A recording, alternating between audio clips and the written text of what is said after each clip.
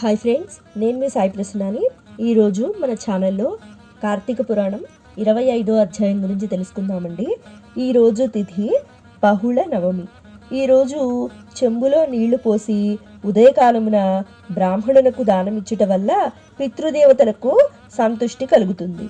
ఇది శ్రీ స్కాంద పురాణ అంతర్గత కార్తీక మహత్యమందలి 25వ అధ్యాయ ప్రారంభ. ఓం కార్తీక దామోదరాయ నమః.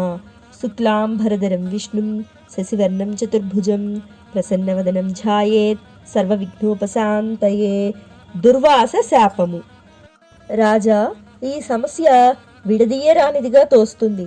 ఇది జన్మాంతకృత పాపమే, కానీ వేరేమీ కాదు. మేమెంత ప్రయత్నించినా ఒక్క నిర్ణయానికి రాలేకపోతున్నాము. నీకు తోచినట్లు చేయడం మంచిది అన్నారు. ఆ పండితుల మాటలు విన్న అంబరీషుడు వారితో, ఓ ద్విజోత్తములారా, విష్ణుభక్తిని విడిచిపెట్టుకుంటే బ్రాహ్మణ శాపం ఎక్కువ కాదు. కేవలం మంచినీటిని తీసుకొని పారాయణ చేస్తాను. నీరు త్రాగినా భోజనం చేసినట్లే అని పెద్దలందరూ. కావున ఈ విధంగా చేయటం వల్ల దుర్వాసుడు కోపంతో శాపం ఇచ్చినట్లయితే నేను జన్మాంతరాలలో చేసిన పాపాల ఫలితాన్ని ఇచ్చిన వాడవుతాను అని మంచినీటితో పారాయణ చేస్తాను. ఇంతలో దుర్వాసుడు వచ్చి కోపంతో కర్కశంగా, ఓ రాజా, నీకు అతిథినైన నన్ను ఏల విడిచి పారాయణ చేశావు?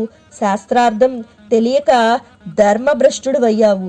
అతిథికి అర్ఘ్యం ఇవ్వకుండా ముందు భుజించిన వారు అమేద్యం పురుగుల వరే మలభక్షకుడు అవుతావు.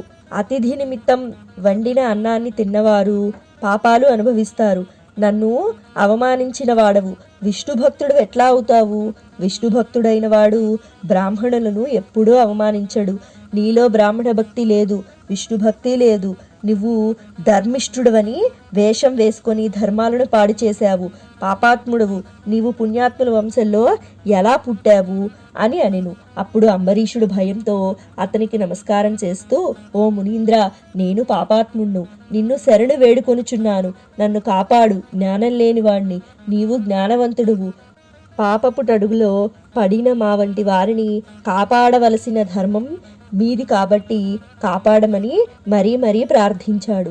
దుర్వాసుడు ఏమాత్రం జాలి దయా చూపక తమ ఎడమకాలితో తన్ని శాపం ఇవ్వడానికి పూనుకొని, నీవు చేపవు, తాబేలువు, పందివి, వికృతారూపుడవు, మరగుజ్జువు, కసాయి పనులు చేసే బ్రాహ్మణుడవు, జ్ఞానం లేని క్షత్రియుడువు, దురాచార పారాయణుడవు, రాజర్హత లేని రాజువు, సకల జనులచే నిందింపబడు, పాషాండ మార్గాన పోవువాడవు, క్రూరుడవు, అయినా దయలేక బ్రాహ్మణులను చంపే బ్రాహ్మణుడవు అనే 10 జన్మలెత్తుతావని శాపం ఇచ్చారు.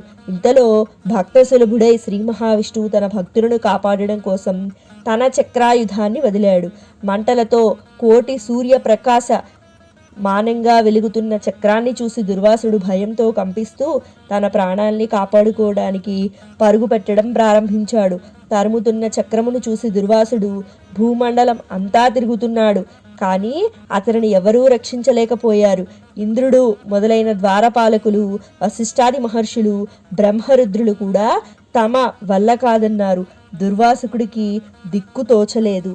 ఇది శ్రీ స్కాంద పురాణ అంతర్గత కార్తీక మహత్యమందలి 25వ అధ్యాయం సంపూర్ణం.